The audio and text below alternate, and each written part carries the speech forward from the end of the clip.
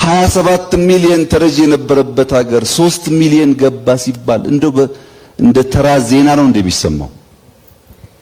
እንደዛ ነው። ለነገሩ ዜሮም ገባ ብንል እንዴት ዜሮ ይገባል እንደምንባል እናውቀዋለን። ይሄ የክቡር ጠቅላይ ሚኒስትራችን ንግግር እንግዲህ ሰሞኑን በጣም መነጋገሪያ ከሆኑ ንግግሮች አንዱ ነው። እንደኔ በግለሰብ ደረጃ ብትጠይቁኝ በሀገራችን ውስጥ ምንም አይነት እርዳታ የሚጠብቅ ሰው ባይኖር ተረጂ ባይኖር ደስ ከሚላቸው ግለሰቦች አንዱ ነኝ። ግን አሁን ለሳቸውም ሆነ እሳቸውን ለሚደግፉ አንዳንድ አካላት ማቅረብ የምፈልገው የራሴ ጥያቄዎች አሉኝ። የተረጂ ቁጥር ከ27 ሚሊዮን ወደ 3 ሚሊዮን ወርዷል ሲባል ከምን አንፃር ነው የሚለውን ነገር መጠየቅ እፈልጋለሁ ማወቅ ስለምፈልግ። እዚህ ላይ ያለኝ የኔ መልከታ ምንድነው? በመጀመሪያ ደረጃ ኢትዮጵያ ውስጥ ያሉ የሀገር ውስጥ ተፈናቃዮች ቁጥር ስንት ነው?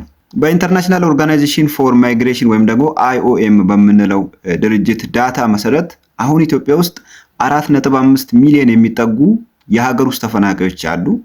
ከዚህ በተጨማሪ ደግሞ ወርልድ ባንክ ባወጣው መረጃ መሰረት ከ24 እስከ 27% የሀገራችን ህዝቦች ከድህነት ወለል በታች ነው የሚኖሩት። ከድህነት ወለል በታች።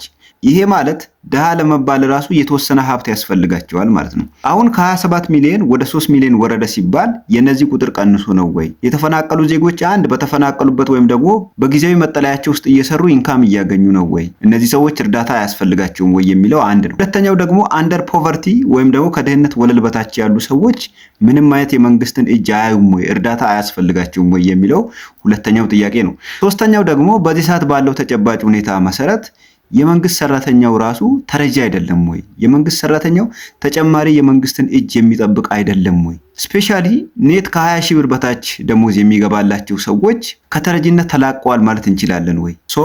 እነዚህ ተዳምረው ከምን አንፃር ነው የተረጂዎችን ቁጥር ከ27 ሚሊዮን ወደ 3 ሚሊዮን አውርደናል የሚል ንግግር በድፍረት የተናገሩት? ምናልባት ይሄ ዘገባ በመንግስት ሚዲያዎችም እርሶን በሚደግፉ በተለያዩ የግል ሚዲያዎችም በደንብ ያልተዘገበው ጉዳዩ ላይ ወይም ደግሞ ቁጥሩ ላይ ሰብአዊነት ተሰምቷቸው ሰዎቹ ምናልባት ሰብአዊነት ተሰምቷቸው ሜቢ ቁጥሩ የተጋነነና ልክ ያልሆነ እንደሆነ ኮንሲደር አድርገው ቢሆንስ? ለክቡር ጠቅላይ ሚኒስትሩም ይሁን እዚህ ሚዲያ ላይ ላላችሁ ሰዎች አንድ ነገር ማሳወቅ እፈልጋለሁ። በዚህ ሰዓት ትውልዱ በጣም እየነቃ ነው። ስፔሻሊ ወጣቱ በጣም እየነቃ ነው። የምትሰጡትን ነገር ሳያኝክ ሳያላምጥ አይውጠውም። ለምሳሌ ከ27 ሚሊዮን ወደ 3 ሚሊዮን ወርዷል ሲባል ሰርች ያደርጋል። ኢትዮጵያ ውስጥ አስቸኳይ እርዳታ የሚያስፈልጋቸው ምን ያህል ህዝብ አለ?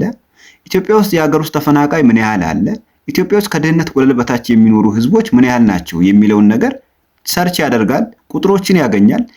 መንግስት እያወራ ያለው ደግሞ ከሪያሊቲው ተቃራኒ መሆኑን በትክክል ያረጋግጣል ማለት ነው። ስለዚህ ትውልዱ እየነቃ ስለሆነ በትውልዱ ማይንድ ልክ ብትሄዱ ለእናንተም ጥሩ ይሆናል ብዬ አስባለሁ። አመሰግናለሁ።